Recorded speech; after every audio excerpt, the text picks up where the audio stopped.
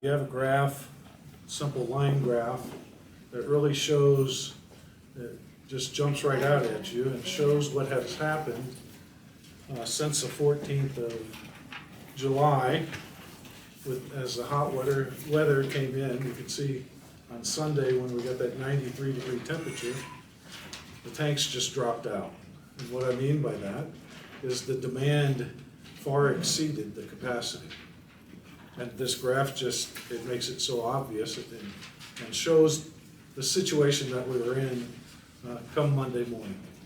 We had to do something. We had to do our due diligence to prevent a couple of tanks, Hospital and Painted Hills, from running dry.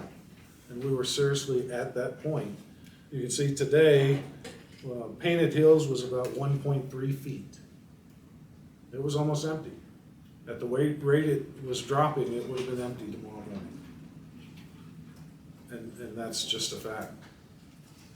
So we acted, we came together, we said, what do we need to do? What do we need to do to protect the citizens in the city of Rollins? Number one, to keep them good, clean, safe drinking water without a boil water notice. And what do we need to do to make sure if there's a fire, that we can put that fire out?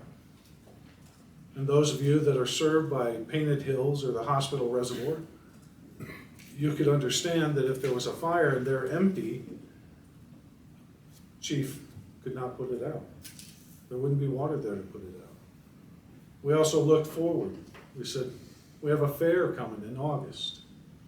We have to do something to ensure that the citizens, the businesses in the city of Rollins are protected and have enough water to make it through this summer. The fair's big business for this city. I haven't been here but 5 weeks, and I understand and know that. I come from a small town in Utah, Parowan. Our fair's a big deal there to us. So I understand that. So we did. We acted. We looked at the ordinance. We said we can enact water restrictions. We didn't jump overboard. We said, let's do it in a sane manner that still provides enough water, we believe, and so do many, many counties and cities throughout this nation, that 3 days a week is plenty of water to keep the grass alive. But more importantly, will we get the water in the tanks to keep people alive? And that's no joke. If a fire happens and we can't put it out, we're risking life and limb. So that's what we did. We came together, made a sound decision. We said we'll do 3 days a week, midnight to 10 a.m. and 6 p.m. to midnight. Pretty standard. It's the same that you see in a lot of municipalities. Monday, Wednesday, and Saturday. We chose Saturday because that's the day people are home and off work, have an opportunity to work their sprinkler systems, be out in their yards. So we have 4 days where we're asking that nobody water, nobody irrigate. And it will, I believe, if people come together as a community, that we can make it through the rest of the summer, put enough water in those tanks, and make it through and have a decent summer, but never go back to full watering the rest of the summer. As nothing has changed in what caused this. We have one filter that's down at the water treatment plant. They're pretty old. I won't say they're as old as I am, but they're close. We're having a hard time finding parts for those filters. We need new screens for filter number 1. We've been looking for them for over a month, trying to get a quote, trying to find them. We may have to go get them made. We had a valve that failed in filter 1. That's been replaced. We've still got the leaks up in the springs. That wood stave pipeline. It's still leaking. That hasn't changed. We have a leak. It's on actually a 20-inch steel main, the one that replaced from the plant up to the dam. I talked to individuals that were here the last time that line was repaired. It was out 4 days. We don't have a day, let alone 4 days. So we will plan for that, and we will fix it. But we need to be smart about it and do it at a time when our demand is down. Later in the fall, maybe early in the spring, so that we can get that done without draining those tanks. And they will drain. You can see that in the graph, that the demand is, we're exceeding production by 1 to 2 million gallons. Last time we asked, back when I first got here, into June, 20th of June, that first week we came out and said, hey, we're asking, will you please help us? The community responded, the tanks filled. But now we've got this heat wave that's come through, and you can see Sunday, that really started it. That was the catalyst. They were already dropping, but not at the rate that they are right now. So that's where we're at. We've done some things. We've asked Parks and Rec to use river water to supplement the parks and the cemetery. They fill up a tank and they're gonna actually water at the cemetery and parks with river water. The golf course, you see a lot on Facebook. The golf course is river water. It does not use 1 drop of treated water. So we have, in addition to asking the citizens, the school district, Parks and Rec, we've asked them all, the county, to please adhere to this same policy. And they said, absolutely, we will. We have a blessing that the fairgrounds put in a well, and their irrigation and stock water will come from that well. That's really a blessing right now. Behind the elementary school here in Rollins, that field is watered with well water that they put in. So if you see that, you have citizens coming, which that most don't know. And they say, why are they watering? That's the answer. They have well water. They have river water. And we've enacted this all throughout the city as well, all our properties. So I know that we can make it through this. The citizens did come forward and cut back in June, and if we do that again, we can fill these tanks back up. And we'll have the water to make it through the summer. Maybe it'll rain, maybe we'll get that monsoonal moisture, but we can't plan on that. As your employees, as your guardians, we have to act with due diligence. The problem we have, you say increase. We've heard it, increase the production at the water plant. Oh, we could with Peking or Rollins water. But if we do that, we're going to exceed the 1.0 NTU turbidity standard for the 3rd month in a row. The EPA said in this last letter for the 2nd month that they could enforce 56,000, 59,000, and $17 a day fines. So as your professional, as the man you hired to do this job, I wouldn't increase that production. I said we need to do a water conservation approach. We need to be in compliance this whole month, and we are right now. We don't need that on our backs. We've got enough going forward. But we do need to be aware of projects that we can or potentially can move up to get out of this situation. We cannot run out there willy-nilly and just start tearing up that wood stain pipeline. That would be the death of our water system. We have to plan it, we have to execute it, and be prepared for it. Next year is not going to be easier. We've got to replace and we've got to start doing rehab up there. We have to. So we might have to become accustomed, for a couple years anyway, to reduced irrigation plans. It's not taking it all away. Nobody's saying that you can't water. I think it's fair, it's just, it's right, and I think we can do it. I think if we pull together, we can do it. But we can't do it if we don't. And it really is that critical. And I hope that that explains why we made the call that we did. And if you have any questions, I'd be happy to answer them. Councilman Martinez. First of all, I want to thank you for the work that you're doing. And second, you had a chance to visit with St. Clair, the town of St. Clair. We have asked them to reduce as well. The mayor there, the last time, said, just ask us, and he did. So I really believe they will. They were very cooperative. And then we have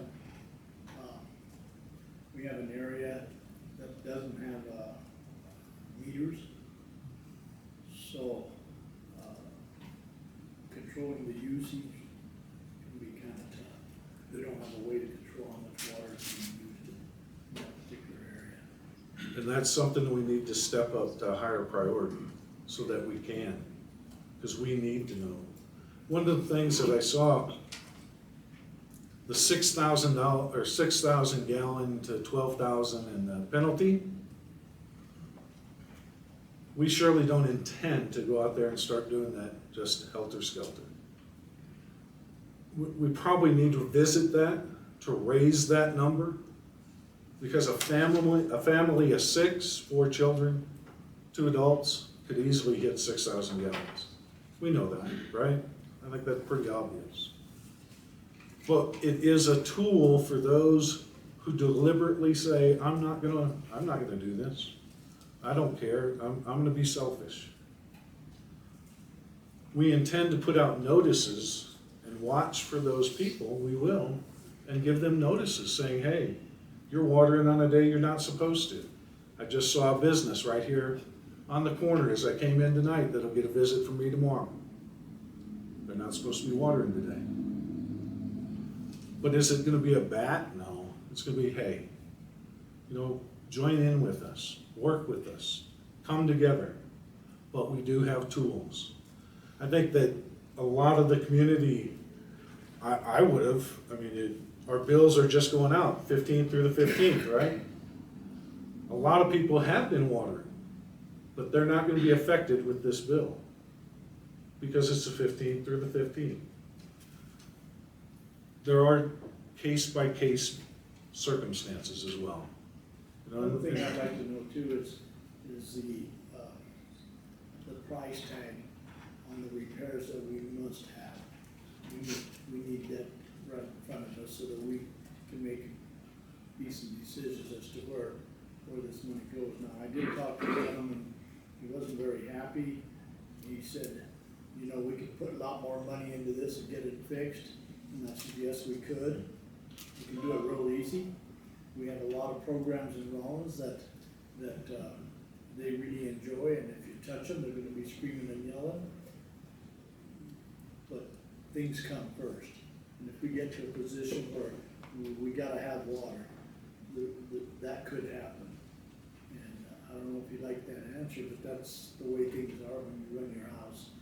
Let me say that leaders like yourself will get this community turned around where we're not in this situation a couple of years from now. But we do, and it will take us a couple of months to get those estimations, those engineering estimations on what it's gonna cost. We have a meeting this week on the Wood State Pipeline, on that Springs rehab, with the engineering firm and their survey. So we are moving along. There are some things that we can do and move up in priority, like getting river water to the cemetery. That's 1 million gallons a day in prime watering conditions. We can do that. We can move that up. Yes, ma'am. Councilman Smith, and then Councilman Weisenberg will be next. Yeah, please bear with me for a minute. I went down and looked at Pekin today as best as I could, and I also went to Atlantic Rim, and I went down to the river to look at the turbidity to see if it's clearing out the mud. The questions I have for you, and then I have some about the Wood State Pipeline. Absolutely.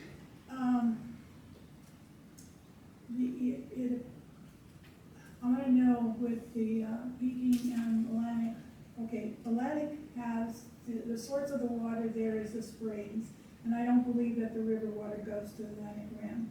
But I do believe that Peking gets both the river water and the springs water. And I noticed that both of them are pretty low. Do you know how low they are? Atlantic Rim was emptied. That happened in May, June. We went to Peking. Peking had the turnover. That's when they exceeded, or we exceeded for the month of May, the NTU, the month of June, the NTU. Right now, Atlantic is receiving river water. We have river water being pumped to Atlantic. It was up to 300 NTU coming down the river, according to Jarrett with Sinclair. Yes. So that, anything, you get in 2.5, 3 NTU coming into that plant, and then The filters can't handle they it at this cannot. time. Okay, now we have a share program. I know that our operators brought that to us.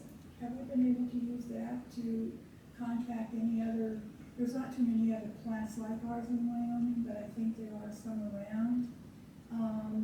And we had a share program. I wondered if we were tapping into that. No. Can I answer that, Mark? Surely. So actually Lander is the only other plant that's diatomaceous earth, and they're moving away from that. I actually did contact them in May when we started having this issue, and they had no information to help us out with this. They don't have any parts or anything that you need. They do not. Okay, if we have to get something made, I would suggest this council do it. We may have to. There's only a couple of the DE plants. I talked with the EPA this last week, that are even left in operation in the country. And quite frankly, they would like to see ours go away. So it's imperative that we do not violate another one. We don't want an administrative order. Okay, I'd like to talk about the Wood State Pipeline and the year before. I know we haven't had the snow cap out south this year because we didn't have the snow that we normally have. And so therefore our 2,000 or whatever GPMs wasn't coming through that to start with. So now we're probably down under 100 or 1,000 GPMs coming through that pipeline. And that old wood pipeline, and you're probably very familiar with it, so I'm not telling you anything new. But on a pipeline like that, it has to stay wet, and you have to pump water through it to keep it from leaking. And I suspect that what has happened with the high temperatures that we've had, that has added to a lack of water coming through that the GPMs that it needs to be, and that has dried out the Wood State pipelines, and they're coming apart at the seams because of that. Am I correct with that? I would not believe that that is the case. Because So those tell me pipes what's wrong with them. those pipes are still full, they're old. I know They're all cracking. old, but- They're just wearing out, they're coming apart, they're deteriorating. That's what's wrong with them. So will what we have budgeted for the Springs project, is that going to get us back on some kind of footing where we can keep this going until we can get all the money put together and engineering together? We've got, what is it, a half a mile of Wood State pipeline replaced? It's a lot more than that. Is it a lot more? Oh, Well, that's what I was told, it was half a mile. Oh, no. You laughed, but. It's you know Sorry. what it is. It's miles of pipeline.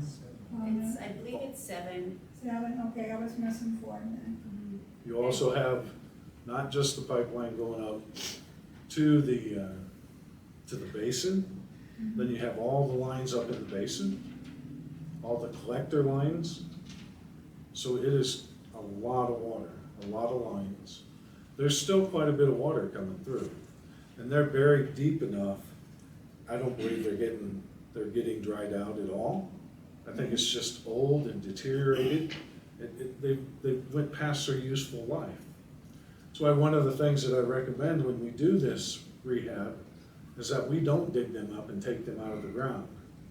We do we put in our new line, our new collector line, our new line all the way up to the basin, and then bring those springs onto that new line one at a time, while we're still using the old line, so we don't lose that water.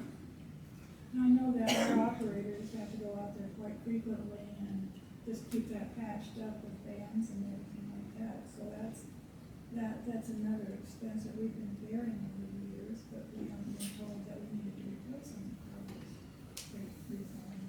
So, I mean, no, I'm not. The 100 years old, Linda. Well, I know, it served its purpose, but we need some engineering and we need to get moving. Yeah, it's a priority, no question about it. Thank you for your. Oh, answers. you're welcome. Thank you And very that much. engineering, that's what we're meeting on this week.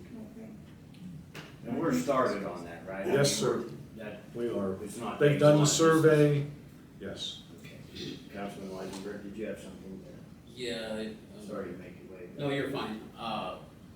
You know, I see comments and I get talked to about, different things of the golf course getting watered. I appreciate you, explaining that and for the public to understand that that is raw water off the river just directly for the golf course, right? That's a different water right for just that stuff too.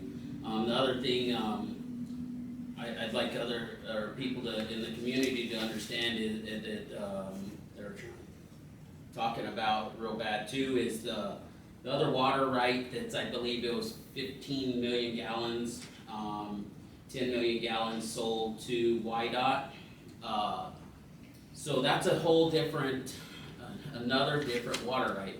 There's nothing even, there's no infrastructure for that water right or anything coming into the city for that. It's just pulled directly off the North Platte River. So I just want to clear those two things up for the public. So I appreciate you touching on some of that too. But the other thing, I guess this might be a finance question. People were asking about the 6,000 gallon usage. They want to know exactly how to read their bill, know exactly what, how many gallons they're using, because they said, well, we were just told add 2 zeros to that. And if you just add 2 zeros to 78, that's 7,800. And there's people that's not even operating water in their businesses, and at this time that that's what their bill was for 78. So if that's their water usage, how'd they use 7,800 gallons when they didn't even have their doors open for business? Okay. And then the other question, sorry, I want to know. I understand people's livelihoods and businesses and everything else too, but what are we doing about car washes per se? The use of water, that stuff. You know, average. I got some numbers right here. A car wash of 100 cars a day, which is pretty high influx of cars, right? Is 3,500 gallons a day usage. So what are we doing about those businesses like that? What kind of restrictions are we putting on those? Currently, the code does not have a restriction on the car washes.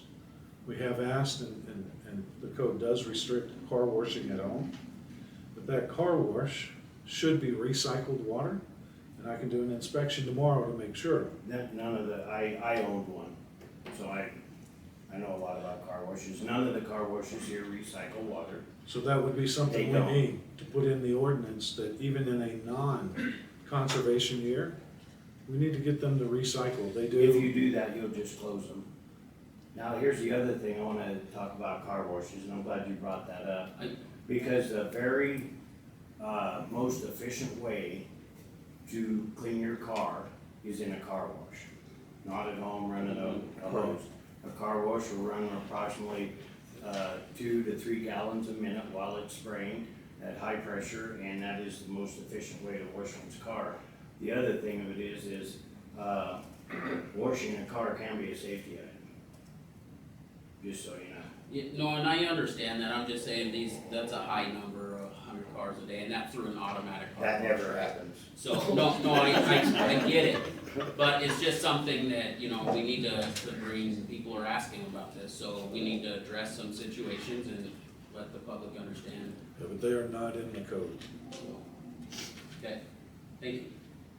Okay, regarding the 6,000 gallons and how to read that, we are putting together, basically taking a print screen been annotating how to find how much water you are using. Now, regarding the, That is available on our website. is it up? Yes. Okay, thank you. Myra was instrumental in getting that up. So, anyway, that those 2 zeros that they say add at the end, that's a multiplier for us. The accounting system doesn't hold those in its memory, if you will. It truncates it, it drops those 2 off. And that's just an accounting thing, the way that it's formatted. So that is a way that you can, for residential, look at that. However, I would go to the website and look at the diagram that is put up there. Will offer a better solution to that. And of course, they can call, but be aware when we do that, we do get bogged down in our work, but we're more than willing to answer the questions. Just be patient with us, we may have to call you back. So, does that help answer? And Yeah, the 6,000, I don't know if that's adequate or how old that figure is when that was put in there. I know for me personally, we use about 2,900 gallons a month between my husband and I. But I know that other families, like Mark said, a family of 4 may exceed that. Yeah, We use 4,500 gallons a month average. an average family of 4 is, just on statistical basis, is 50 gallons of water a day, is what an average family of 4. Design criteria is around 100 gallons. So, just, I mean, I did some research on some stuff with it all to try and, I just wanna know those, that's why I'm asking these. Just so we're clear, what we talked about, we don't intend to, if somebody uses 6,000 gallons, go after that person and say you're an excessive user. That's not our intention, and we do need to revisit that code to update it, make it a little more realistic. So, yeah, this isn't about coming after somebody who's using 6,000 gallons. If somebody's using 20,000, I'll probably pay a visit to their house. Because that means they are irrigating or they have a leak, right? And it's just a visit to say, hey, first time, you used 20,000 gallons. That's a lot of water. I watch our water bill, I'm curious as how many gallons of water we use, and, sometimes there's just Debbie and I and a little fat dog. And then other times there's kind of a house full of people, and we run around, anywhere from 3,500 to 6,500. This year we've kept it to 4,500, my lawn is brown, but, I have too much lawn. You need some Just river that water? simple. What's that? You need some river water over there? Yeah, I need landscaping rocks, so you don't mow rocks. I got, the other thing too is, the pre-treatment plant, what's going on with that? Can you explain that? It's a good question. And yes, I can. The pre-treatment plant, there's a couple of things with that plant. First of all, it only serves 2 filters, number 1 and number 2. Secondly, it is not ready to go online at all. It needs some work and it needs to be gone through. The chemicals all need to be replaced, they're old, they're not active anymore. And that is on my list, talked about priorities, to get that plant up and running this winter and have it ready for the spring, when we're starting to potentially do these rehab as well, up on the springs, and get it going early. Have filter 1 going. We will get it going one way or another. It will be back together. If we have to go out and have somebody manufacture or reverse engineer those screens. But that's my forte. That is really what I'm good at, is that type of facility. That's where I come from. Conventional treatment. Alum, ferric, polymer. It's not that big a deal if you've been doing it a long time. And we will get it running. It's a nice plant. It really is. It's the thing I said the first time I saw it out there, that first week. I think the first day, when I got the first violation notice.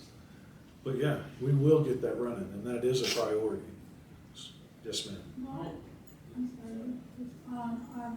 At one point in time, I think somebody had talked to us about settlement, well, I'm gonna call them ponds out there. Absolutely, sure.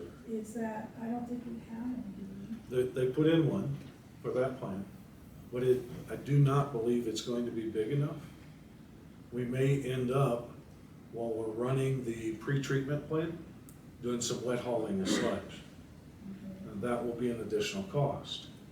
But it'll be well worth it to keep the tanks full, to keep in compliance. And we got to keep that compliance number in our head. We hit a 0.9, almost a 1.0 today. So we're getting close. We're down to 12 hours on the filters. So we're pushing it as hard as we can, bringing in that Peking water, mixing. Is that why the river, is that why we can't put more river water into Peking? It's because of the turbidity. Well, that would devastate Would us. kill it? It really would. I really don't like sending it to Atlantic Rim at the NTUs that it's at. But it's our backup emergency supply. You know, and maybe, you know, we can run some of that through the plant this winter, getting the pre-treatment system on. I have a hard time calling it a pre-treatment system because it's really a surface water treatment plant, just before the filters, using DE for the filters. But that will help tremendously. I guess the other thing with the pre-treatment, how long has it been since it's been gone through? And I know you haven't been here that long, but I don't believe it's been that long. A number that I heard was 2-3 years or so. And that the last time it was operated, mud balls formed in the filters, the diatomaceous earth filters, or perlite filters. And that's a polymer problem. That's adding too much polymer. I mean, it's just what it is. But it's not really that big of a deal to get the plant running. It's just going through the right steps and doing the right jar testing, the right lab results. One of the things that we will be doing is a kind of a paradigm change. The lab out there is going to have to become a real lab, not just a conference room. So we'll have to do that. So you'll see me coming back with my hat in my hand saying, I need some analytical equipment. And we're not talking all over the top. No, but I will need analytical equipment to run that $8,000 worth, 10,000. It's hard these days to get exact numbers because what I purchased for 6 months ago is now another $200 more. And that's really reality. Maybe things will start coming back down now that COVID and the shipping has opened up. But we will need some analytical equipment. We will need new chemicals. You know, it's just, those things will have to be done and purchased to get that plant running correctly. And once we get it running correctly, it'll run like clockwork. It really will. Go ahead. When you visit with the engineer, or maybe engineers, what is the scope? I mean, how broad are you going to be visiting with them about? They have an agenda that'll come to us and tell us where they're at. So I could bring that back to you and give you an update on that at the next meeting. So I'm looking, and forgive me, I am fairly new. So I'm looking forward to that meeting so that I can be brought up to speed as well. And I desperately need that. So we'll have that meeting this week. We'll be brought up to speed. And if I may, I can include that in my report or an update in 2 weeks, if that's okay. Thank you. You're welcome.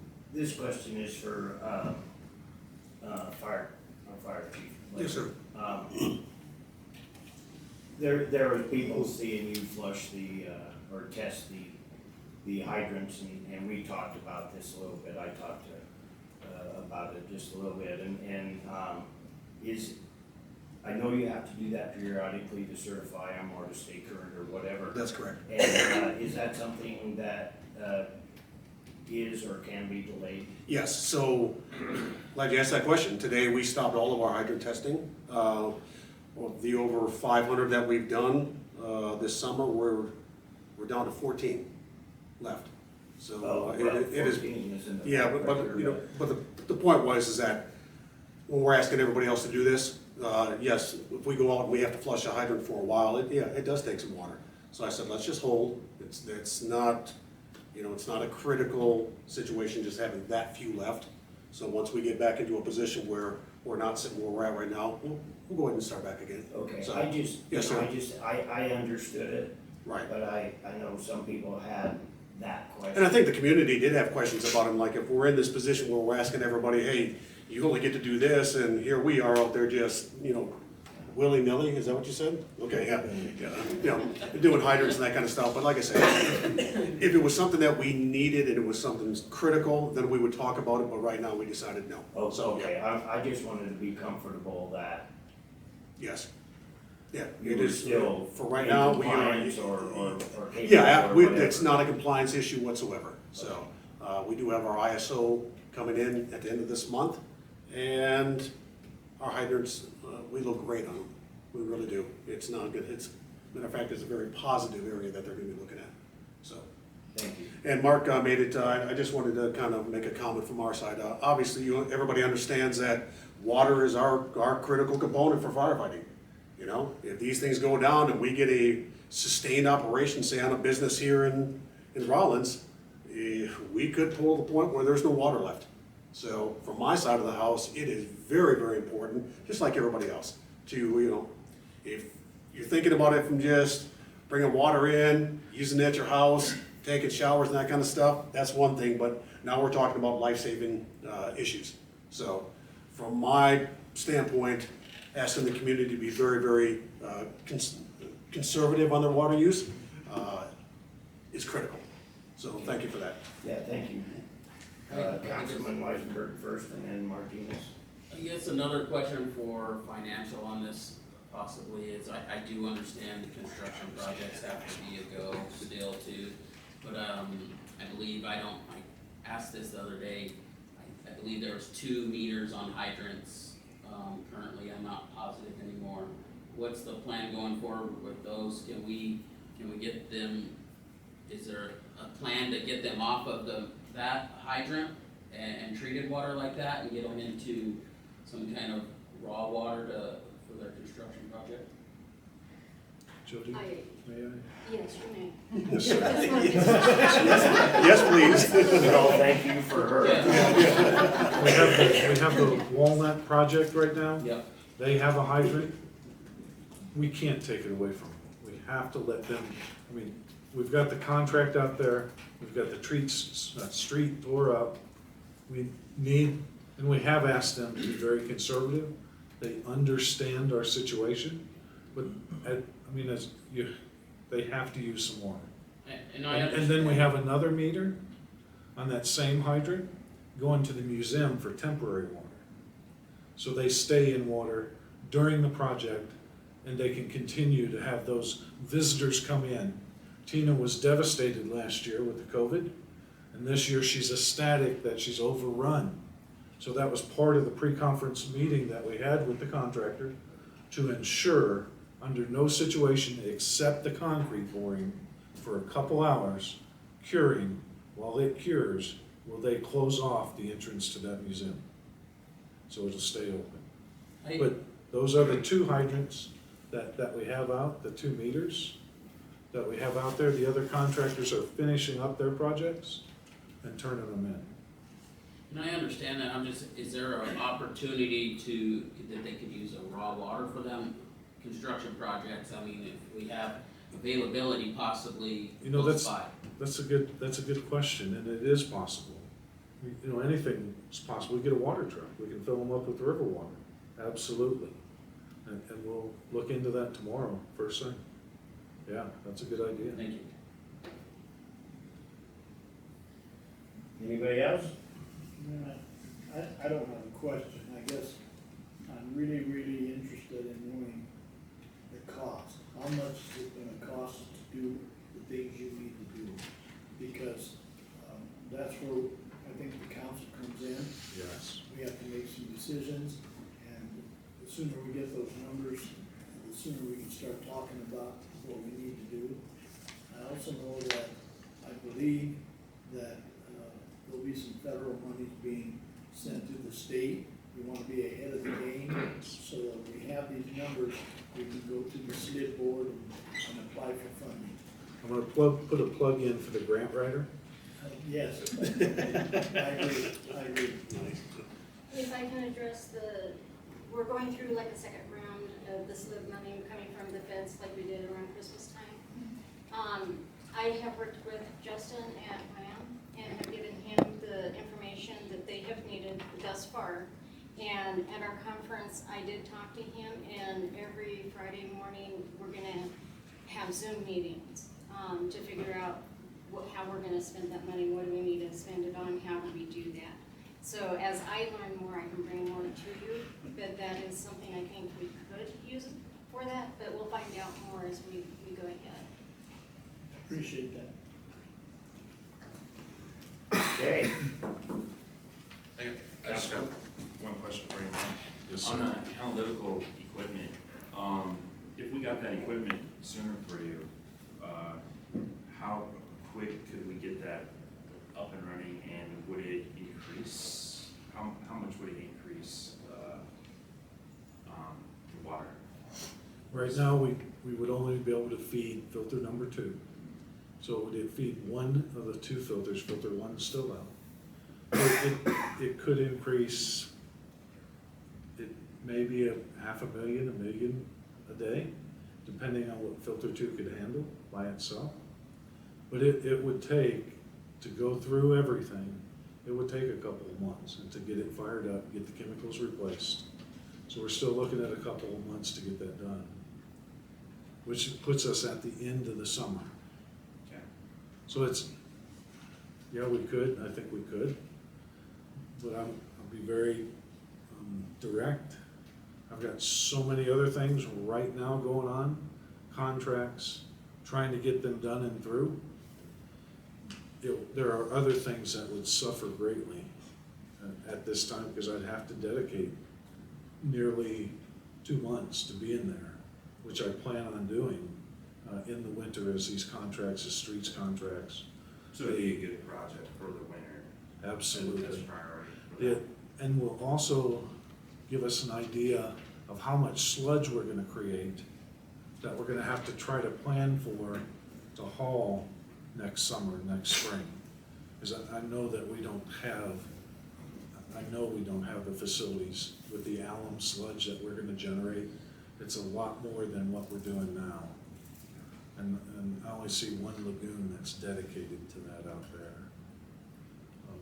So we probably will have to haul some. But at least we'll have more water, and we'll be able to use that Peking water, and probably the Rollins water as well. That's a 60-day supply out there at Rollins.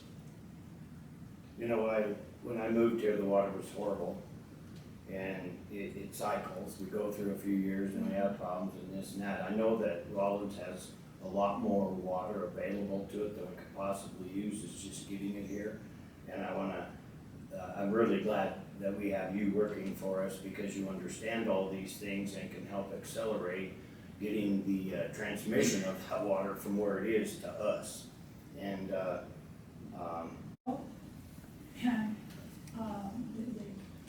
They stepped up to the plate, and I want you to know I'm very happy, and that I think they need some kudos. They really have. They've worked diligently, as you can imagine. In June, when those filters were running only 4 hours, 5 hours, before every backwash, for like 5 days, they were working round the clock. And now they're at 12 hours, they're starting to work more because they've increased the flow, trying to get that water out there without pushing it over the edge. So they do, and they do deserve it. I thank you for bringing that up and acknowledging that fact. yeah, they're awesome. They are. Good people. Thank you.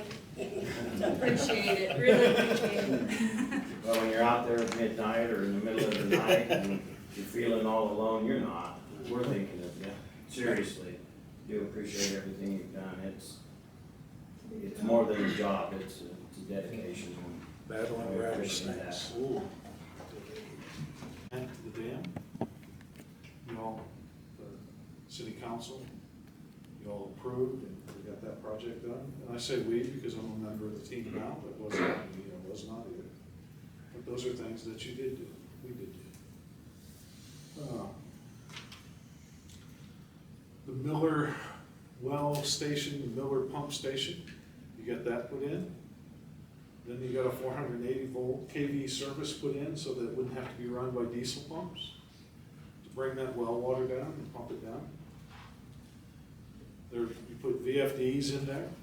You replaced the wellhead on one of the artesian wells with a true artesian wellhead. In 2014 is when the pumps were installed. On the wells, one of the wells, or all the wells, there's a blow-off valve. That blow-off valve, a couple of years ago, I don't have the exact date, that blow-off valve broke and was leaking, and you replaced that. Got that sealed up. Several blow-offs at the couple of Miller Creek crossings were replaced. Unfortunately, they're leaking again. And in 2016, several of the projects were put on hold due to funding. So that, and I apologize, I didn't bring that up in my previous presentation. So there are things that have been done. There are a lot of things more to do, but we just have to prioritize and move forward.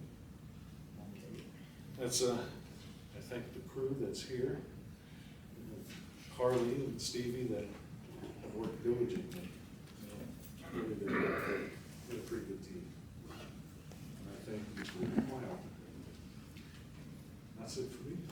Okay, thank you. Thank you. You're welcome. We do appreciate your crew and your people, Commissioner Gardner. Sorry, Councilman Gardner. I just have a quick question. I'm having a hard time letting it go. I don't know if Councilman Tabari, if, maybe you could answer this. The meters you were talking about earlier, you said there was a section of town or that's not being metered. Do you? Well, we have the Glen Ditch not being metered. We have a master meter there, but we have no control of the amount of water they use. Yeah, they just don't have a meter, so they pay a flat rate. They have the master and they don't have the individual. So I don't know how you control the amount of water being used, other than monitor it through the master meter and see if they're using more than normal. That is all you can. That's an issue that's been going on for a long time, quite a few years. So that is something I talked last night as we were making the main, the inch and a quarter line repair. We were talking about that particular, and there's, I believe there's one other trailer park that also has this thing, but I'll look that up. You know, I don't Talk know. about it. I'd be interested in knowing that, Yeah. about if that's actually happening, because I'm not aware of Delta that. That's what's gonna I think happen it's two, is it Delta? when we get to discussing, enterprise funds, when we get to talking about water. Absolutely. Just to find out how much leakage there is and how can we stop that to keep from having to raise the water, you know, whatever we decide. There is one positive thing about master meters. Any water lost in between that meter and all those connections, they pay for it. So once we go to individuals, then they wouldn't pay for it if there was a leak. So, yes, there's some positives, but there's a lot of drawbacks.